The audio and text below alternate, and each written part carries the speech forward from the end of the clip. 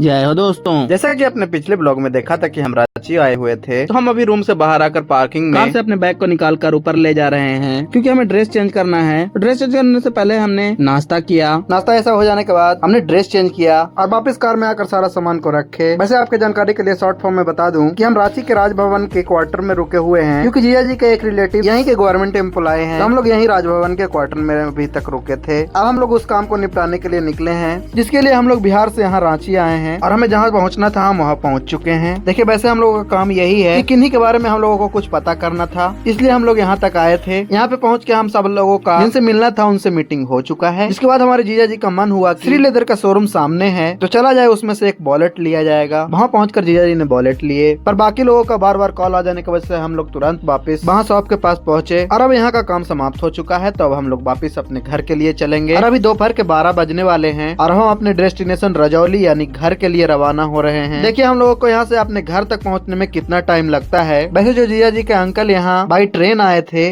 वो लोग भी हम लोगों के साथ अभी के लिए रजौली चल रहे हैं। वहाँ एक दिन स्टे करने के बाद ये लोग अपने अपने घर जाएंगे। और सिटी में ट्रेवल करते हुए हमने ये देखा कि सुबह के मामले अभी बहुत ज्यादा रश हो चुका है क्योंकि सिटी एरिया है तो रश तो होगा। हर 1 घंटे ट्रेवल करने के बाद हम लोग रांची के जस्ट बाद वाले टोल प्लाजा पे पहुंच चुके हैं, जिसे क्रॉस करने के बाद हमें ये बहुत तगड़ा एक घाटी को कवर करना पड़ता है जो कि काफी टफ है और इस जगह पे काफी एक्सीडेंट हुआ करते हैं। ये देखिए झारखंड का वो हिस्सा है जहाँ पे धरती के अंदर ही आग लगा हुआ है, सारे कोयले धीरे धीरे जल रहे हैं। इस जगह का नाम झरिया है। यहाँ देखिए ये रोड लगभग 20 फीट ऊंचे हुआ करते थे और धीरे धीरे आग जलते जलते ये रोड बहुत नीचे आ चुका है। अब इसी लेवल में इसे बना दिया गया है। सामने से आ रही गाड़ियां जो 20 फीट ऊपर से ही गुजर रही है और हम लोग 20 फीट नीचे से चल रहे हैं क्योंकि ये ऐसा हालत कोल के वजह से हो रखा है। खैर पूरे 2 घंटे ट्रेवल करने के बाद हम लोग हजारीबाग टोल प्लाजा पे पहुंच चुके हैं। इसको क्रॉस करने के बाद हमने छोटा सा एक टी ब्रेक लिया है और यहाँ पे चाय पीने के बाद हम लोग नॉन स्टॉप बरही पहुंच चुके हैं, जहाँ पे देखिए हमारा देश का तिरंगा कितना लहरा रहा है। ये व्यू को एक्सप्लोर कीजिएगा जो कि हमारे बिहार में कम देखने के लिए मिलते हैं। इन्हें देखने के बाद हमें बहुत सुकून मिलता है और इन्हें व्यू के चलते हम बार बार झारखंड ट्रेवल करते रहते हैं, जो कि हमारे जीजा जी के साथ एनी